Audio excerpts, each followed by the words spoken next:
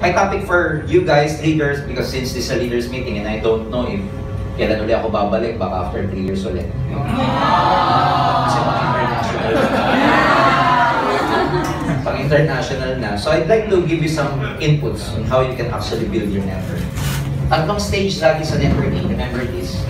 Merong napaka-importanting stages na kailangan nyo ma-identify sa network. Una is what we call the building stage. Sabi mo, building. Building stage. Ito yung stage na nag-build ka. It's the building stage. Ito yung stage na ikaw, you have to focus on 3 areas. Ano yung areas na yun? Your knowledge, your skills, and your attitude. Ito yung stage na building na dapat dito mangyari yung mga change na kailangan mo gawin. Okay? Ito yung stage na nagbibuild ka ng sarili mo, ng character mo. Ito yung, hindi lang ang binibuild mo dito, network. Okay, una, syempre, ikaw, binibuild mo yung sarili mo to have the right knowledge, to have the right skills, and to have the right attitude. But other than that, syempre, binibuild mo rin yung network mo. So, dalawang binibuild mo pag nasa building stage ka. Ikaw, at saka yung network mo. And, ang pinakamahirap na stage sa network, yung building. Yan yung pinakamahirap. Kasi diyan ka mahihirapan, diyan ka madami pang fears, diyan ka wala pa masyadong experience, diyan pa mababa yung convincing power mo. Bakit mahirap na stage yan? Yan yung wala ka pang result eh. And isa sa mga pinakamahirap na stage para mag-recruit, yung wala kang result kasi people normally believe pag may result ka na. Tama ba? Kaya mahirap. Kaya mahirap kasi ang ginagamit mo para makakonvince ka, ang ginagamit mo para makapag-build ka ng network mo dahil wala ka pang result, purely yung galing mo. Wala ka na nga may pakitang result para paniwalaan ka, tas hindi ka pa magaling, lalong walang maniniwala sa'yo. Tama ba? Yes. Di ba rin ang wala kang result? Because lahat naman nagsimula sa walang resulta eh. Joseph Lim, John V, Mylene, sila Andales, these people started, wala naman result eh. Ngayon na lang sila may result. Pero can you imagine nagsisimula sila, may resulta sila, wala? Wala. Ang puhunan nila hindi resulta. Ang puhunan nila, yung KSA nila. Knowledge, skills, and attitude. Wala nga silang puhunan, pero power naman sila ang mamumbinse. Wala nga silang puhunan, pero sa dami ng failures, mistakes nila, gumaling sila to the point ng convincing power nila, tumaas ng gusto, para pag may nakakausap sila, kahit wala pa silang nakikitang resulta, yung kausap wala pa nakikitang resulta sa akin, kaya kitang kumbinsin kasi ang taas ng excitement level ko. Ang taas na mamagnetize kita. Alam niyo ba yun na pag ikaw, naniniwala ka ng gusto sa ginagawa mo, you magnetize people. You try to hypnotize them. You entice them. Nadadala mo sila dahil sa energy mo. So, in other words, sa building stage, yan yung stage na pinaka-messy, kumbaga sa building, pag ginagawa yung building, ang pinakamakalat na stage, yung nagbubungkal ng foundation. Yan yung pinakamaputik, pinakamabuduming stage, yung mga workers, makikita mo, dyan, putik na putik, at dudumis. Kasi yan yung pinakamahirap. Dahil dito ka nagbibuild ng foundation mo. Dito ka nagbibuild ng right character mo. Kaya nothing happens overnight. Kasi everything starts with the right foundation. Kaya kung wala pa kayong result ngayon, it's okay. Kasi unang-una pwede mong sabihin na okay lang wala kang resulta, pero gumagaling ka. Yes. Ang mahirap sa lahat, yung hindi ka na kumikita, hindi ka pa gumagaling. Di ba rin ang hindi ako kumita? Temporary lang yun eh. Pero pag na-earn ko yung skills, permanent yun. Ang pera mawawala, ang network mawawala, pero ang skills mo, permanent yun. Yes. Tama ba? Yes. So, how do you gain skills and experience? How do you gain the right skills? Gagaling ang skills mo based on your experience, based on practice. Ang isang bagay pag paulit-ulit mong ginagawa, dumadali. Because meron tinatawag na consistency. Pag ikaw consistent ka sa ginagawa mo, eventually, things will become easier. You just need to be consistent. Lagi. So, practice makes perfect. Kulang na yon. Practice makes permanent. Yes. Okay? Pag professional networker ka, it's not practice makes perfect. It's practice makes permanent. The more you practice, it becomes permanent to you. You become better. Pagaling ka ng pagaling. Now, preparasyon mo yun. The whole universe is preparing you. Practice ka ng practice hanggang gumaling ka kasi piniprepare ka para pagdating ng mga tamang tao sa'yo, kaya mo nang kausapin kasi prepared ka na. Yes. Ang pinakamahirap sa lahat, dumating sa'yo yung agila mo, yung alas mo, na hindi ka pa prepared. Pag dumating ang agila, dumating yung leader, dumating yung agila, dumating yung alas mo, na hindi ka pa leader, lilipad din yun eh. Mawawala rin yun. Because leader attracts leader. Pag ikaw hindi pa masyadong leader, naka-attract ka ng leader, at hindi mo masabayan yun, makakawala sa iyo. Pagkukwit din yun kasi hindi makasabay. So hayaan mo na sa una, marami ka ma-encounter. It's okay, lagi mo sasabihin mo, practice ito. May nag-quit na downline mo, it's okay, master your emotions. Wala ka pang immediate result, it's okay. Kasi ini-enhance mo pa yung skills. So ang importante, lagi nyo mabuild muna yung tamang character. Always value learning over money pag nagsisimula tayo. Sa building stage, okay, di ba binibuild mo yung sarili mo, binibuild mo yung network mo. Ito ang mindset sa building. Pag nasa building stage ka, value learning versus money. Value learning over money. Pag nasa building stage kayo, ang priority mo, KSA. Knowledge, skills, and attitude. Learn. Kasi pag natuto ka, this will follow. Ang frustration ng mga distributors, saan nagsisimula? Dito ka agad ang gusto. Alam nyo ba sa mundo, kung sino yung... alam nyo sa mundo, kung ano yung nagmo-motivate sa'yo, yun din ang nagpapademotivate sa'yo. Di ba money nagmo-motivate sa'yo? Pag hindi mo nakukuha, demotivated. Parang ganito, sino yung mahal mo? Yun din ang magiging source ng sagot mo. Nakuha niyo ibig sabihin? Ganito yan eh. Kung sino yung mahal mo, kung sino yung source ng pagmamahal, kung sino yung source ng love, siya rin ang source ng hurt. Tama ba ako? It's the same principle. Ganun yun eh. Kung ano nagpapasaya sa'yo, yun din ang nagpapalungkot sa'yo. Di ba yung syuta mo, pinapasaya ka? Pero pag nag-away kayo, siya rin nagpapalungkot sa'yo. Tama ba ako? Yes. Yung dreams mo, yung money, yung result na gusto mo, yun ang nagmamotivate sa'yo sa aim. Pero pag hindi mo nakukuha yun, yun din ang nagiging source kung bakit gusto mo na mag-quit. Yun yung irony. Yun yung irony niya. So, instead of you focusing on your result, na hindi ka pa better, hindi ka pa magaling, focus on learning. Diyan ka magpagaling. Paano ka gagaling? Experience is the best teacher. Alam mo, sa totoo lang, mas marami ka matututunan pag ginagawa mo na siya ng actual kaysa yung attend ka ng training. Yes. Pag actual mo nang ginagawa, ay ganun pala yun. Pag may downline ka na magsi-7 heads, bigla ka malilip. Di ba, dali lang sabihin, mag-7 heads ka na. Sige na, pag magsi-7 heads na siya, lito ka kung paano mo yung structure. Ano nga ba? Tama ba? Pag i-structuring, lito ka eh. Tama ba ako? Yes. Tapos malalaman mo pag na-encode na, mali. Tama.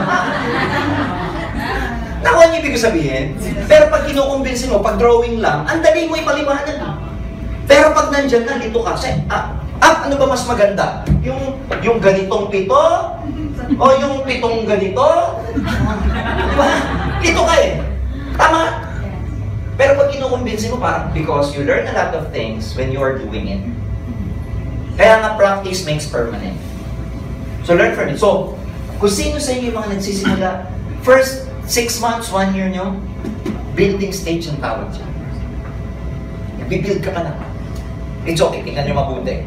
Bakit mas mahal ang bayad sa matatagal ng players versus the rookie? See? Bakit Bakit mas matagal, mas taas ang bayad ng isang empleyado na 10 years na versus dun sa kakapasok pa lang kahapon? Tapos, ano pa siya? Contractual pa siya. Ibig sabihin, hindi, probe pa siya, tama? Bakit iba ang benefits ng mga masters, iba ang benefit ng mga professionals versus the amateurs? It's because of experience. And in experience, you gain experience because experience is directly proportional with time. Ganyan yan eh. Directly proportional yan eh. Habang tumatagal, nagkaka-experience ka. Yes. Hindi pwedeng bukas magaling ka na, walang ganun.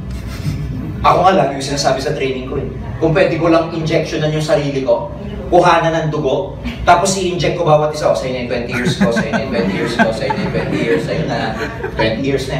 Sana ganun na lang, ano? Pero hindi eh. You get the wisdom, you get the experience, you get the knowledge, you get the skills, you get the right attitude through time. Kaya ang time, kakampi nyo, hindi nyo kalaban. Huwag kayong maiinip. The mistake of many distributors is not knowing that they improve their skills with time. Ang mali na maraming distributors, hindi nila na-realize, nag-i-improve ang skills nila over time. So ayan mo lang, doon kayo pala. Kaya yung building stage, don't expect big income. Hindi masyado mataas ang income. Pero okay lang, patasin nyo yung learning, yung knowledge. Are we clear? Yes. Ang next stage niya, yung growing. Growing stage. Growing stage, yan na yung meron kang network. Ito yung stage niyan eh. Okay? Growing. Growing stage, pinalalaki mo na. Diyan ka na pwede magpalaki ng income. Growing stage, nandiyan yung mag-grow ka na. Ang i-grow mo dyan, network din. Ang i-grow mo dyan, leaders din. Okay? And definitely, pag nag-grow ang network, dumami leaders, lalaki na rin ang income. So I want you to realize, maintindihan, I want you to learn this, para malaman nyo kung nasa stage na kayo. To many people, nasa building pa lang sila, ang expectations nila growing. Matidemotivate ka, mapanghihinaan ka. Very simple ang equation sa network. Okay? It's you. Okay? Have to build the network. Okay? Network. Para lumabas yung result or income. Are we clear? Yes. Ganyan lang kadali ang equation. Ikaw, mag-build ng network para lumabas ang result. There are three important elements. You, network, and result. Now, madaling intindihin. Magkaka-result pag mayroong network. Malaking network, malaking result. Totoo naman, di ba? Sa akin nakakita na ang laki ng network niya. Ang check niya, hindi. Sa hindi kayo nakakita, walang network, ang laki ng income. Ang daling intindihin. Malaking network, malaking income. Maliit na network, maliit na income. Walang network, ang dali. Kaya pag may nagtanong sa akin, Sir, tagal ko na, wala pa akong income, hindi pa ng income ko. Isa lang lagi ko tinatanong. Eh, yung network mo, anong size? Wala pa, sir. Wala kang network, walang income. Maliit na network, maliit na result. Malaki network, malaking result. Are you with me? Yes. Sinong gagawa ng network? Me. You. Do you think itong network mo ang gagawa, upline mo? Company mo? Do you think ang gagawa ng network mo yung, ibang tao? You have to take responsibility. You have to realize tonight, na ang gagawa ng network mo you. So sa growing stage, I expect you sa growing stage, you have to step up bilang leaders. And leaders make things happen. Yes. Ang leaders, wala na emosyon. Ang leaders, responsible. If you want to become successful, isa sa mga skills na dapat mong master, yung leadership skills. Tumaas dapat ang leadership mo because everything rises and falls on leadership. Gusto mo lumaki network mo, paka-leader ka. Gusto mo lumaki cheque mo, paka-leader ka. Everything rises and falls. Mahina leadership mo, mahina network, mahina ang income. pabagsak ang leadership mo, pangit attitude mo, pabagsak din ang network mo, pabagsak din ang income mo. Everything rises and falls on leadership. Ang Pilipinas, why a lot of us put Duterte in the office? Because we believed in his leadership. The Philippines may probably rise again because of his leadership. The rise and fall of the Philippines depends upon its leadership. Network pareho lang. Paglaki ng network mo, naka-depend sa'yo, hindi naka-depend sa ibang tao. So take 100% responsibility.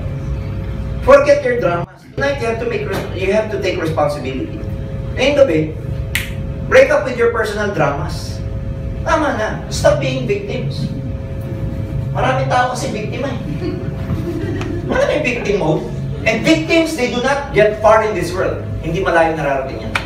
Pag malalaman mong victim ka if you keep blaming, malalaman mong victim ka if you keep complaining. Victim ka pag lagi kang naghahanap ng reason. Eh kasi ang mahal eh. Kasi ang hirap ng tao dito sa Tacloban, victim. Ang hirap mag-recruit, victim. Wala akong mabenta, victim. Eh kasi sa apply ko, di pa nag-spill over, victim. Leaders make things happen. Eh kasi yung apply ko sa Manila, hindi ako binababa dito, victim.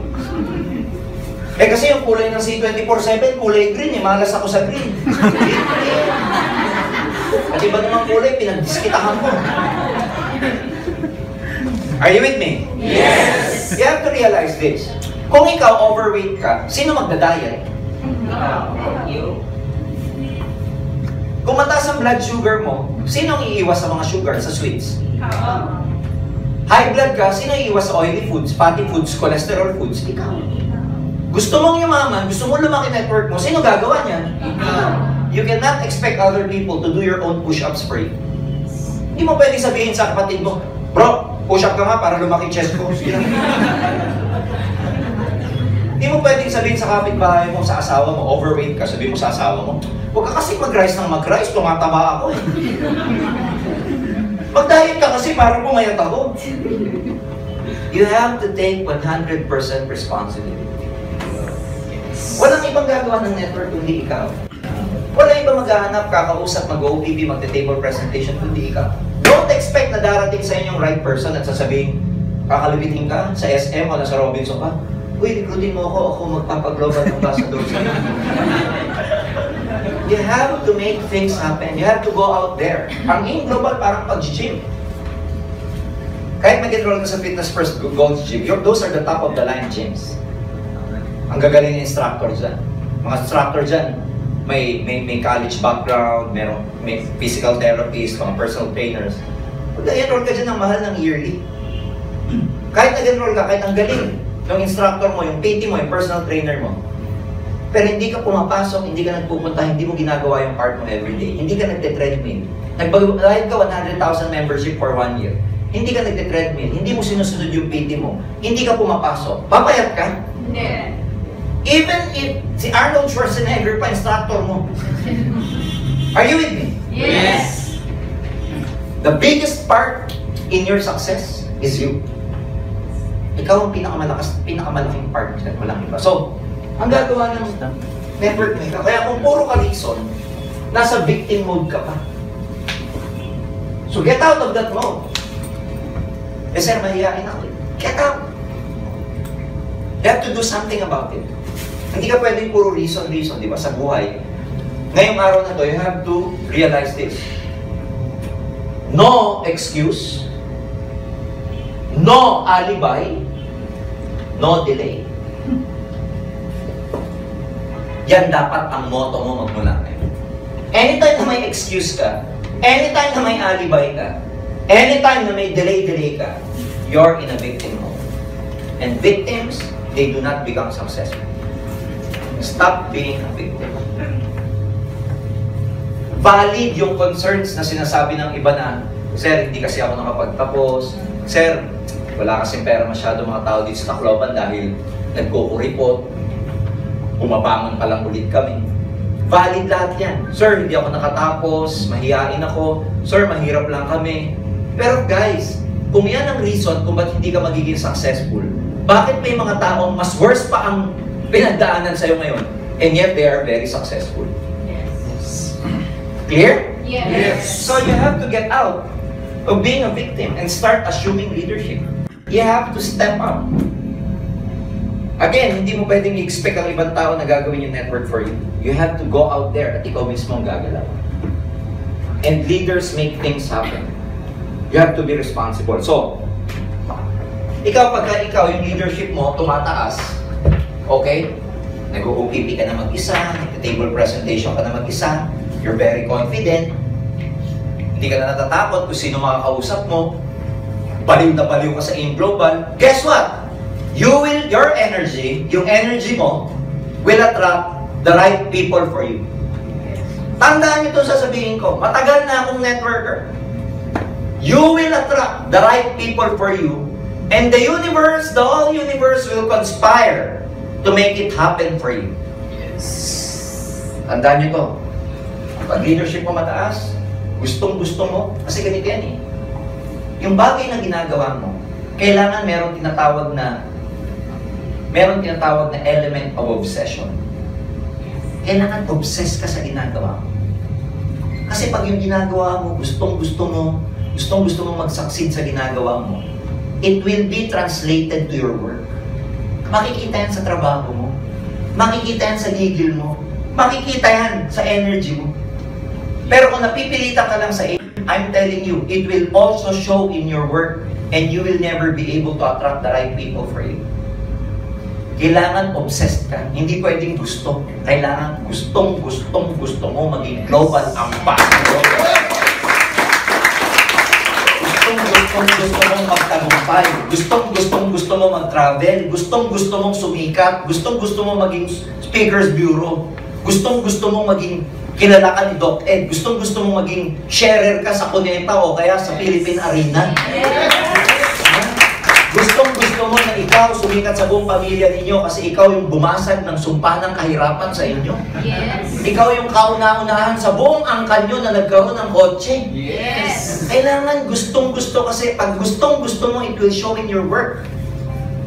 Parang ikaw, nung college tayo, pag gustong-gusto mong pumasa, pag seryosong-seryoso ka makagraduate, iba ang galaw mo sa mga klase mong gusto lang pumasa. Gusto lang makaraos. Tama ba ako? Yes. Ako sa engineering. Old school lang inabutan ko eh.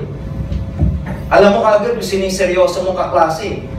Sino yung mga yun? Pag pumasok, naka T-square. Alam mo yung T-square? Yeah. Wala na kasi ngayon yan dahil CAD na ngayon eh. Pero ang time namin, parang kami mga ninja. May T-square, may tube pa kami. I mean tube, yung bilog. Doon may lalagay yung plates namin eh, drawings namin. Tapos ang kakapal ng libro, tapos merong scientific calculator. Hindi pwedeng calculator lang. Kailangan scientific calculator kasi may mga functions yun na pang-engineering lang, okay, pang-architecture. So alam mo kagad sino yung mga kaklase mo, galaw pa lang. Pero alam mo rin kung sino yung mga kaklase mo, hindi seryoso. Papasok, ang dala, alam mo yung Cattleya notebook? Yes. Yung manipis, ang malupit, nakabilog pa. Nakalagay dito. Alam mo na kagad hindi papasay. Tapos pag umupo, exam, sasabihin ng professor, oh, get 1/4 sheet of paper. Sasabihin sa'yo, bro, may papel ka ba? Kamay nakamalupit sa lahat ito. May extra ballpen ka, hindi mo makiball. Nagets nyo? Pag ikaw obsessed ka makatapos, kita sa galaw mo. Pag ikaw gusto mo lang pumasa makaraos, probably pinagbibigyan mo lang yung nanay at tatay mo pero ayaw mo naman talaga, makikita rin sa trabaho. In global, if you want to become successful, there should be an element of obsession. There should be meron ka dapat emotional investment. Gusto mo magtagumpay, gusto mo ito. Kasi pag nagre-recruit ka, iba approach mo eh, pag gusto mo. Iba yung energy mo. Yung marami kang marirecruit, magpe-pay in, pag tinanong mo ba't nag-pay in, hindi niya alam. Wala, grabe kasi yung nag-explain sa akin eh. Ibang klase kasi nagpaliwanag sa akin. Tapos pag tinanong mo, ano yung pinaliwanag sa'yo? Basta iba eh. Kaya ako na mo. Tama ba ako? Yes.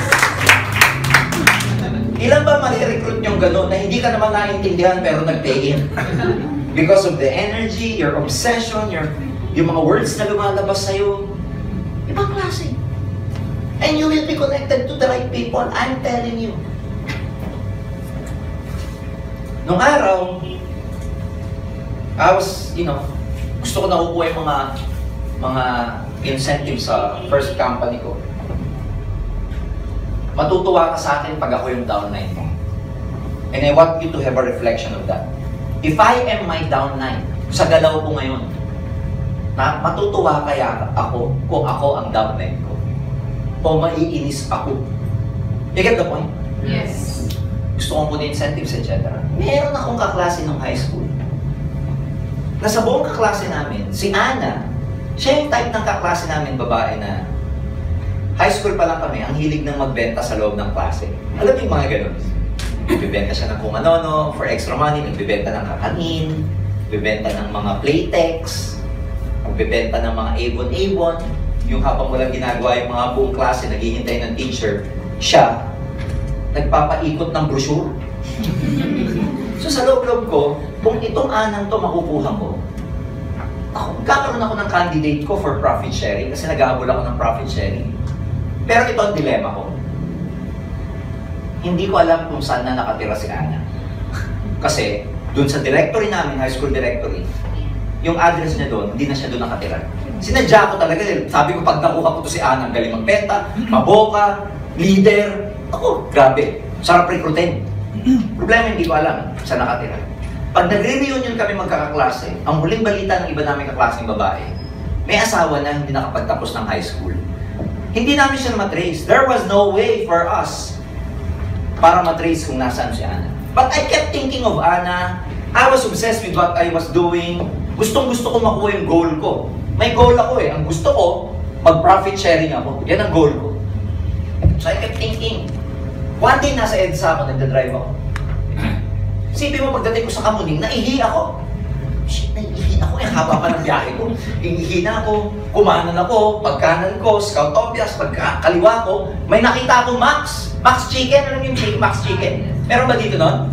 Yes. Max's Chicken. Sabi ko ito, parada ako, kunwari kakain ako pero iihi lang ako talaga. Baba ako. Pagpasok ko, di ba pag pumapasok ka sa mga ganyan, may receptionist eh. Yes. Sabi sa'yo, sir, how many table for how many, mga ganon. Pagpasok ko, di ba may nagtanong sa akin, sir, table for how many? Si Ana! Si Ana! Si Ana na matagal ko nang hinahanap. Kwentuhan kami, nag-break siya, sinabi ko sa kanya, may business ako, blah blah blah. Kwento siya ng buhay niya, nakapag-asawa, maaga, 2 na ang anak, etc. Tapos she was really down because at that point in her life, nung nakita ko siya, may problema silang malaki kasi wala silang perang pamilya. Yung tatay nila, inilibing sa public cemetery. Ganun pala yun. May bayad pala yan. Na pag hindi mo nabayaran, ipapapull out sa'yo. I cannot believe na may ganyan palang klase. And she needed money badly. So, siyempre, maluwag naman ako. Sabi ko, Ana, ito, baka makatulong. Pero pagka maluwag ka na, ito yung calling card ko, puntahan mo rin ako sa office namin. Nagkita kami. So, probably, in-attract niya rin ako na may tutulong sa kanya. But more importantly, I also attracted her because, paano ko mahanap si Ana? You get the point? Yes. Guess what? The following week, Ana showed up in our office. In-OPP ko siya, pinaliwanag ko ng network marketing. To cut the long story short, because of Ana, I was able to get my profit sharing the following year. And my profit sharing the following year was my biggest, sa lahat ng profit sharing history ko, kasi every year kinukuha ko yan. Pero nung nakuha ko si Ana, the following year, ang profit sharing ko, pinakamataas na nakuha ko, was 2.7 million. Wow. Si Ana, nakabili ng Revo, nakabili ng Starex. She became so successful, napagawa niya yung bahay nila, napaaral niya yung mga anak niya sa mga exclusive schools. Now, going back to my story, paano ko na-recruit si Ana? There was no way for me to know where she is.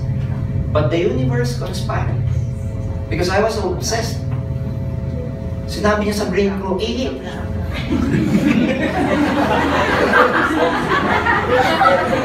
Totoo naman.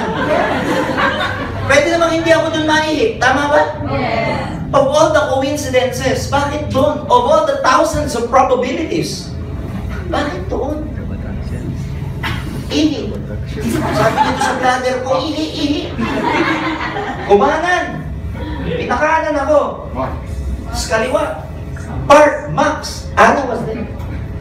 Paano nyo i-explain sa akin? Paano nyo i-explain sa akin? You know?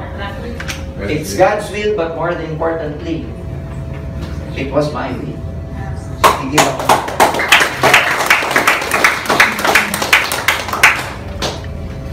You always have to remember that you are a co-creator of your life. Co-creator ka nung nasa taas. God doesn't just do your life alone. You have to do your part. Co-creator. You also create your life. It's not Him alone. It's gonna be you. Pero hindi sa akin ibibigay yung hindi ako gigil, hindi ako nag-iisip. Hindi ako obsessed sa gusto. Buti kung yun lang. Hindi yun. Nung bago-bago ako sa networking, yung upline ko, yung sponsor ko, number 1 distributor namin yun sa old company. Ang hirap kunin ng schedule niya. So one time nakuha kong schedule niya, nagpa-home party ako sa Bulacan, dumating siya nagsalita. Bago matapos ang demo, sabi niya nga sa mga tao, babalik ako next week. Tuwan-tuwa naman ako. Kasi nag-volunteer yung upline ko na babalik. So pag uwi namin, nasa sasakyan ako. Paligid-sakay pa ako sa kanya kasi wala pa akong kotse. Nagda-drive. Sabi ko sa kanya, pare, thank you ha. Nag-volunteer ka, pupunta ka next week. Alam ko, busy ka, bro, thank you ha. Hindi nagsasalita, nagda-drive lang. Mamaya sabi ko, bro, thank you ha. Talagang grabe. Pinagbigyan mo yung mga tao, babalik ka. Hindi nagsasalita. Mamaya sabi sa akin, hindi ako pwede sa Sunday, George. Naku po. Alam mo na yun, pag sinabi sa'yo ng upline mo na hindi siya pwede. Ikaw. Alam mo yung laway ko? Naging lasang akto sa kain. Kasi ang deal ko sa kanya, paggawa mo na sa akin lahat, huwag mo na akong pagsasalitain.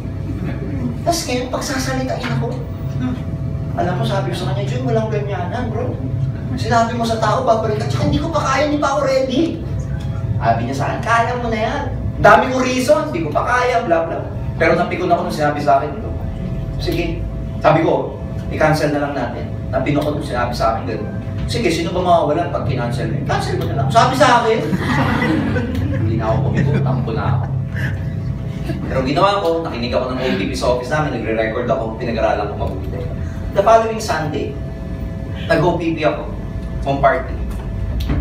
Alam mo, alam mo yung home party na pag dumating ka, wala pang audience, nauna ka sa audience, pero dahil yung organizer mo, nandiyan ka na, wala pa yung audience niya, napilitan na siya mag-invite kung sino-sino. Alam niyo yung gano'n? Yes. Nandiyan ka nandiyan yung kapitbahay. Uy, ano na kayo, tintong kayo, kawawa naman dahil.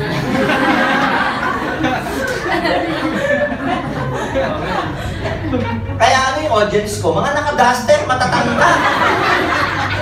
Nagpapaypay na ganyan, no? Di ba yung mga matatanda, gano'n magpaypay ang layo? Pwede naman ganyan sila, ganyan.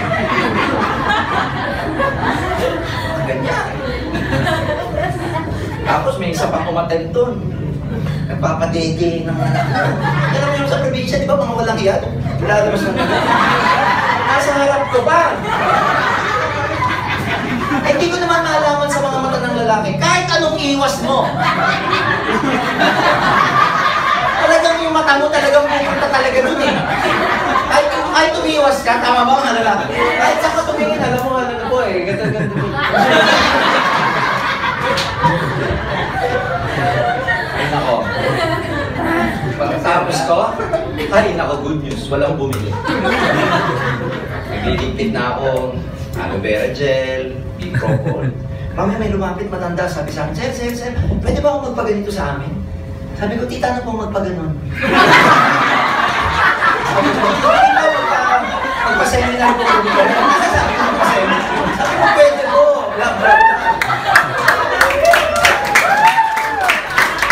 Matanda na. Sabi ko, sige po, gawin nyo lang, bili mo na kayo ng package sa opisina namin para sa next Sunday. Yung nabili nyo na pong product, ang i-display natin. Alam mo, good news. Akala ko binibiro lang ako. The following day, pumunta sa office namin, bumili siya ng package. Tapos, the following Sunday, Yun na yung display ko dun sa home party niya. Alam mo, pagdating ko sa home party niya, ang daming tao, mga 50. Tapos puro lalaki. Lalaki ng katawan. Saan kaya kinuha? Ang pangalan niya, Nanay Tessie. Pero saan kaya kinuha ni Nanay Tessie itong mga to? Demo ko, OPP ako. Ladies and gentlemen, can you imagine? Si Nanay Tessie, nagtatrabaho pala sa isang factory sa Valenzuela. Gawaan ng ketchup ng Jollibee. Alam niyo yung ketchup sa Jollibee? Yeah. Factory, dun siya nagtatrabaho. Siya ang pinakamatanda dun sa factory na yun. Kaya tawag sa kanya nanay. Nanay-nanayan siya ng mga factory workers. Nananay-nanayan, kung ano yung sabihin niya, susunod. Kaya sinabi niya, magpa-member kayo. Nagsipag-member.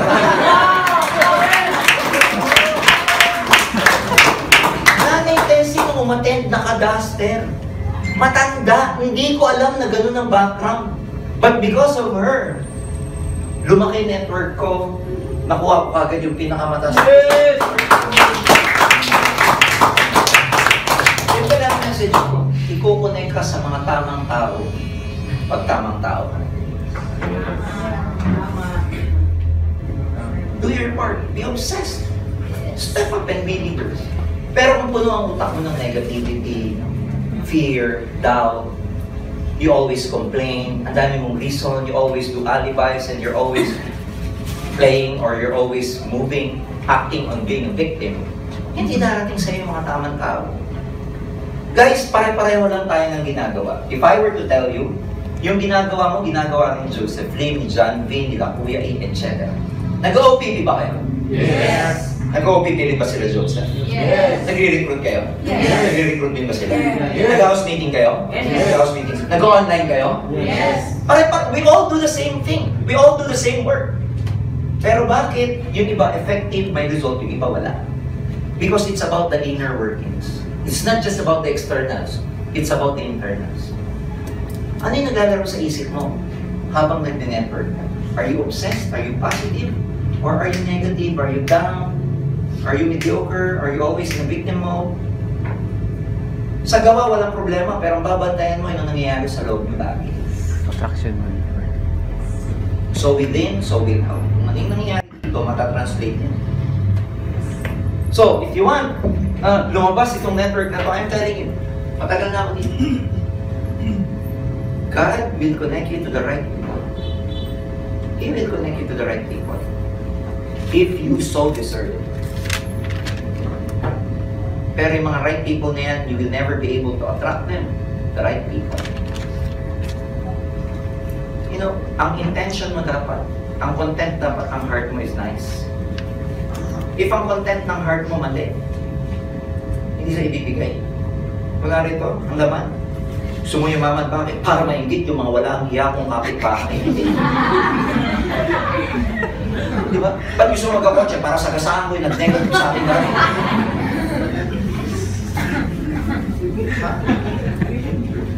Diba? Pag gusto mong yumaman, para mainggit yung mga kapitbahay ko. Gusto ko silang, hindi kaya. If the intention is wrong, you'll never become successful. The intention should be clear. The intention should be noble, valuable. Ako, ang intention ko before, I want to help my parents, and I guess, walang masama dun, and I guess it's a noble cause pag ang motivation mo, tulungan ng mga magulang. Yes. So God probably blessed me because of that. And He connected me with the right people. He connected me with the right company. He connected me with the right uplines, with the right downlines and all. Hindi ko nagawa mag-isa to. If God hasn't given me the right people, I would have never made it. I'm not a very religious person, but coming from experience, I'm telling you. If you become the right people, or the right person, God will connect you to the right people. So, lagyan nyo ng obsessiveness, lagyan nyo ng obsession, lagyan nyo ng element na gustong-gustong mag-succeed. And it just will be given to you. Kaya itong network, again, paglaki ng network ninyo, ang katapat nito, kaya nga may word na work sa network eh. You really have to work to have a network. Yes. Talagang tatrabahuhin mo yan. Walang humpay na table presentation, OPP. Kung nag-online ka, walang humpay na online. Yung isang onliner ngayon, si Ryan Juni, Underachievers International of Boy Cornelia. In-interview namin siya. Paano siya nag-online? Can you imagine the guy mula 7 a.m. Mula 12 noon hanggang 7 a.m. mag-online. Araw-araw. Si Ryan Juni, bagger sa SM.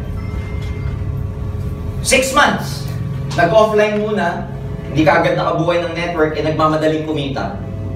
Kasi breadwinner, maagang iniwan ng nanay at tatay kasi naghiwalay, namatay ang nanay ng maaga, tumira sa lola, inalila, etc.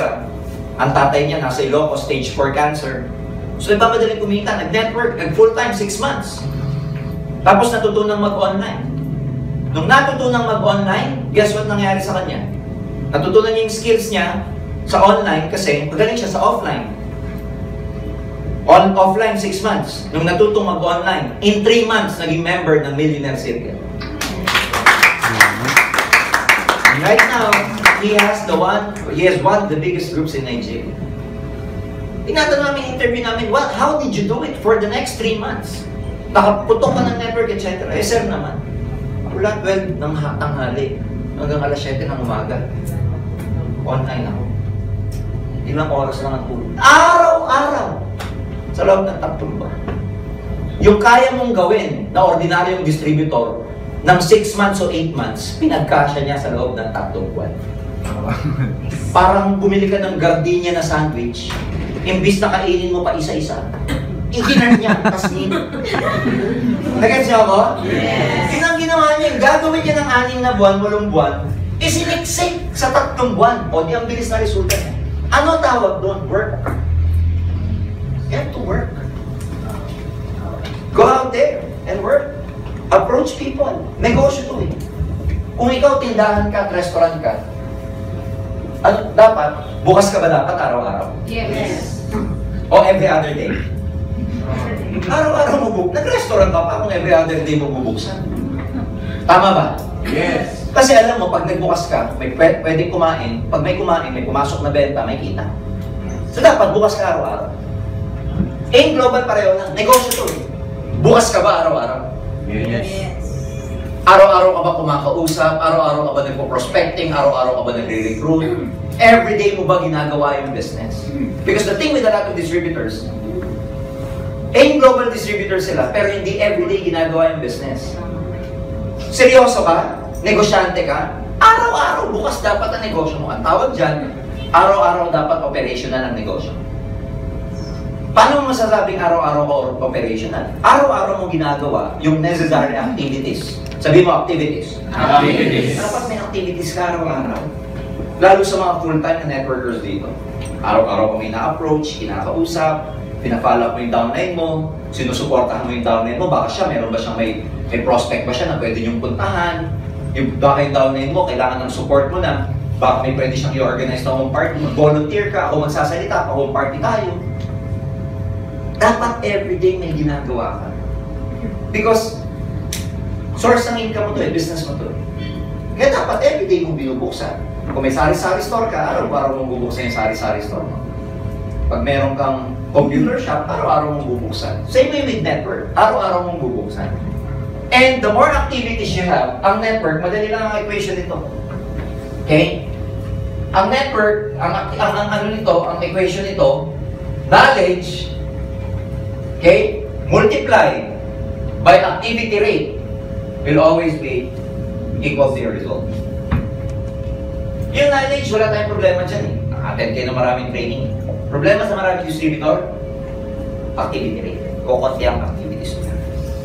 Gusto nyo mag-produce ng malaking result, network, damihan nyo activities. Kaya maintindihan nyo itong pinapaliwanag kong flowchart. Pag tamang tao ka na, na-build mo na network mo, automatic na ang result. In other words, kahit huwag mo trabahuin ng result. Kasi byproduct yan ng network. Lalabas na lang to dahil dito. It's a byproduct. Parang rubber. Saan galing ang rubber?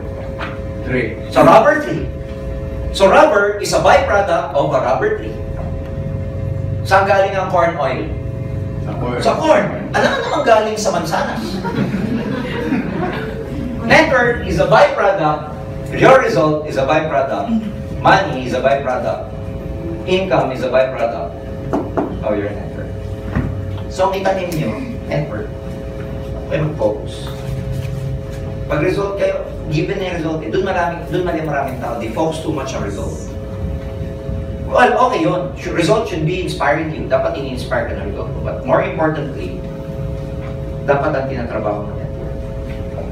Pero ito, yung network at saka ikaw should go hand in hand. Hindi puputok ang network pag hindi ka tamang tao. So I want you to step up. Wala kayong kalaban dito. The market is, so big. Napaka-virgin ng market ngayon dahil ang daming mga networking na hindi na kasing active previously.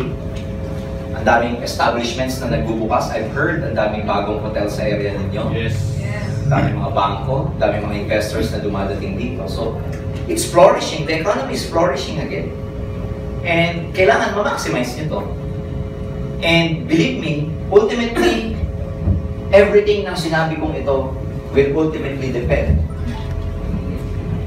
dun sa why ninyo.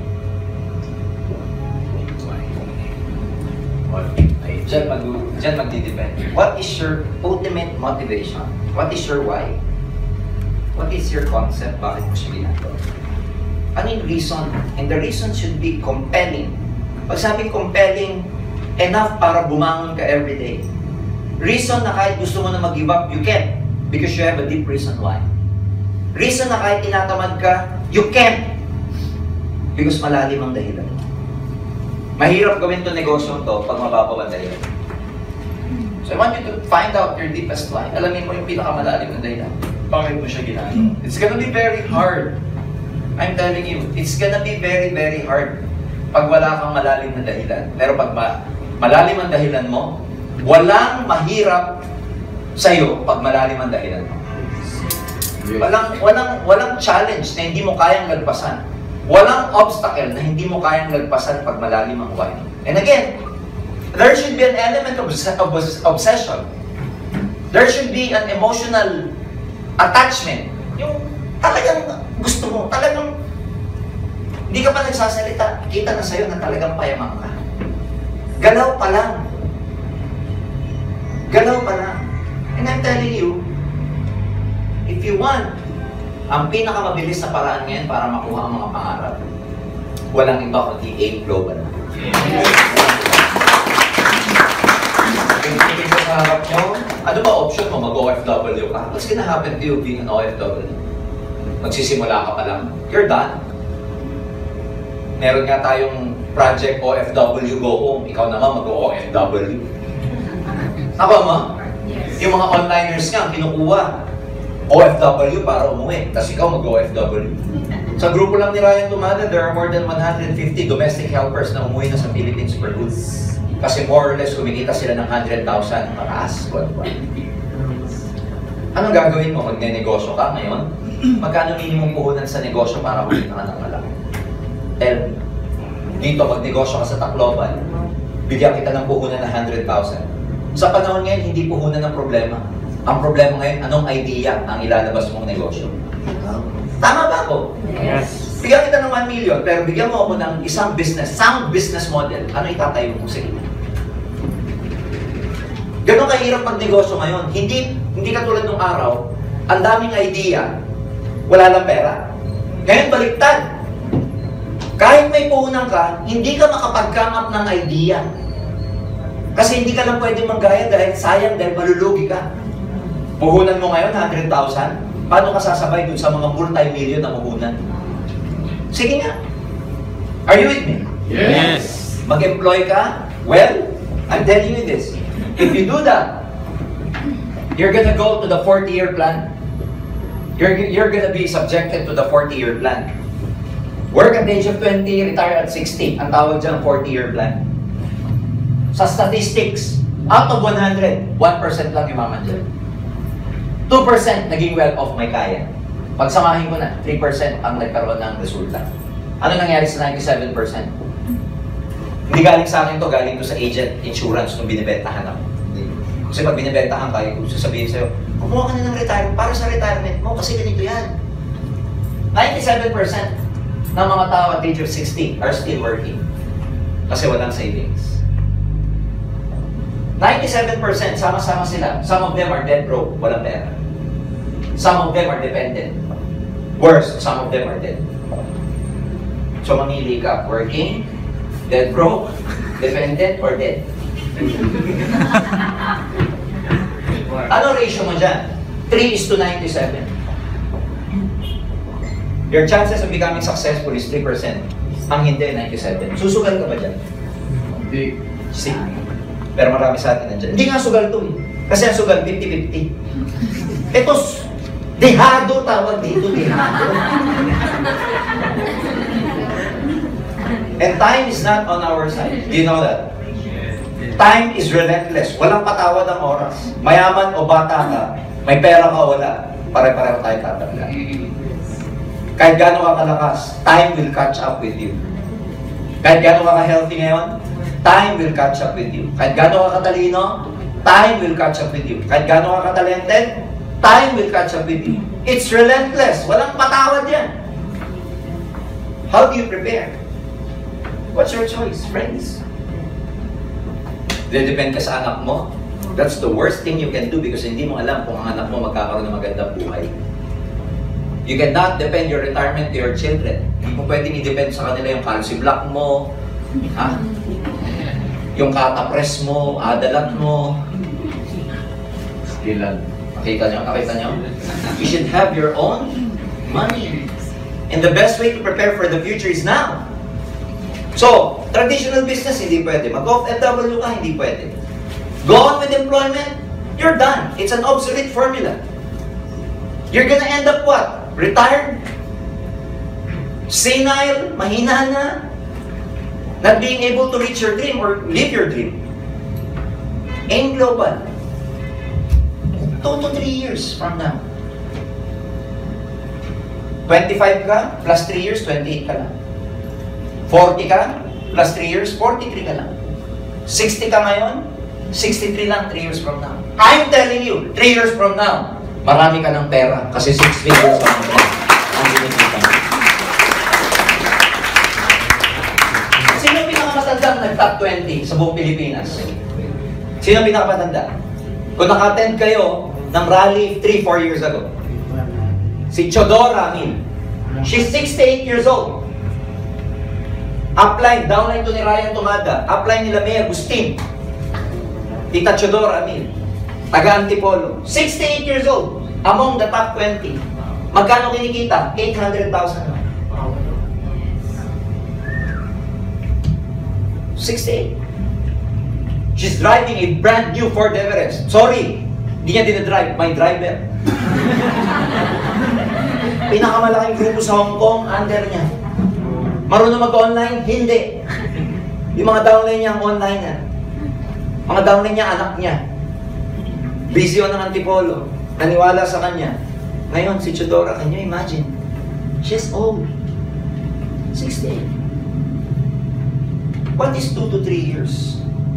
Buhos mo lahat. Pero iba na buhos mo 3 years mo. I'm telling you, wala kang choice. Kaya nga kung para mag-work ka, mag-build ka, please build. Do your best. Ilabas mo na lahat ng galing mo. Kung may naitatago kang anting-anting bertud at agimat, ilabas mo na lahat yan. Parang awa mo na. Ha? Ilabas mo na lahat. Lahat ng galit, lahat ng galing mo, ilabas mo na. Lahat ng talent mo, ilabas mo na. 2-3 years from now, you will have a different story. Ikaw naman ang magkukwento sa akin. Hindi mo mamamalayan to 2 to 3 years. Hindi mo mamamalayan to. Time will just pass by. Tignan mo, August na next week. September na next week. Time flies so fast. In a few months, 2017 na. Mabilis ba to? Mabilis to, hindi matagal to. Sabi ko kasi sinasabi, what is 2 to 3 years? Ilang 2 to 3 years na yung lumipas sa'yo na wala rin namang nangyari? Yes. What was your life nung 2013? Ask me. What was your life nung 2014? It's probably the same life you have now or even worse. So kung ngayon 2016, at ang pag-uusapan natin 2 to 3 years from now, 2018, 2019, iba na ang buhay mo sa 2018, iba na ang buhay mo sa 2019. Kung gagalingan nyo ng gusto ngayon, ibuhos mo lahat. If you do not need to sleep, do not sleep. You get enough sleep when you die anyway.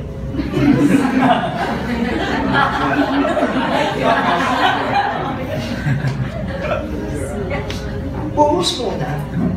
Ang company nasa momentum. Sabay mo yung gano'n.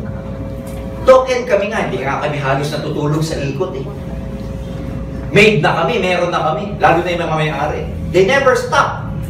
Lalo na dapat kayo na nagsisimula pala.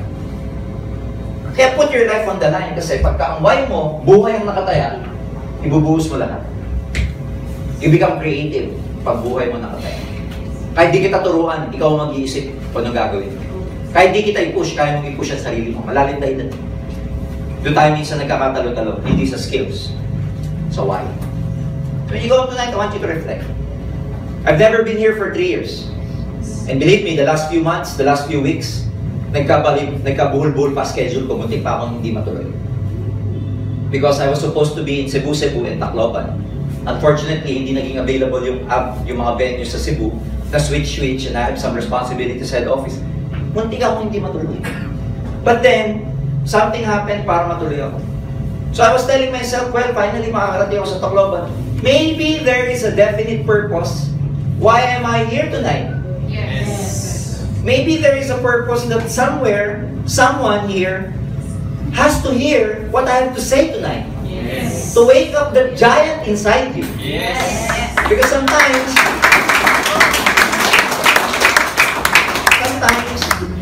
you are all giants, but just sleeping giants. You all can become big, but you are just sleeping. In deep slumber. Masyado maimbing na yung tulog mo. Maybe I came here tonight for some reasons that I have to share some of my experiences with you. Because a lot of things could have happened para hindi ako matuloy. Lagi ko na lang tinitignan yung sarili ko minsan pag napapagod ako sa ikot ko. There's a purpose bakit ako pinapaikot. Some people may be inspired with what I say. Some people maybe may kailangan marinig sa akin. Some people probably they are in their lowest point in their networking life na kailangan ako marinig. Ito ko na lang binubuhos yung pagod ko na may purpose to. Somebody up there wants to go me, or wants to do me these things. Somebody up there, probably that guy up there wants me to go around and talk to people in that area. I see it that way. Kaya ngayong gabi, what I want you to do is just reflect. Ask yourself, ang huli ko sasabihin sa inyo, believe me, everything that you need is already with you. Lahat ng kailangan mo para magtagumpay, nasa inyo na. Nasa inyo na. Kailangan mo lang magising. Starting, pagkatapos, let me tell you this. One story. You know, wala kayong makikitang ibon na namamatay sa luto. Pwera na lang kung kulungin nyo at huwag nyo pakainin. Yung mga birds in the wild, wala kayong makikita na ibon. Kasi ang logic doon, bago pagawin ng God, yung mga ibon, ginawa mo na yung mga pagkain. So in other words, bago yung mga ibon, ginawa mo na yung provision. Hindi pwedeng nauna yung ibon bago yung pagkain. No. The other way. Nauna mo yung pagkain, bago yung ibon. Para nung ginawa yung ibon, hahanapin na lang ito yung mga pagkain. Kasi hindi sa kanya isusubo yun eh. Kaya kami kasabihan, early bird catches the worm. The bird has to do its part to find its own food. So tanong, ang tawag doon, bago sila ginawa mo na yung mga pagkain nila. But I'd like to tell you this. And this is very simple. Bago kayo tinawag sa AIM Global, ginawa na yung mga taong magpapag-global ambassador sa inyo, hanapin ka na.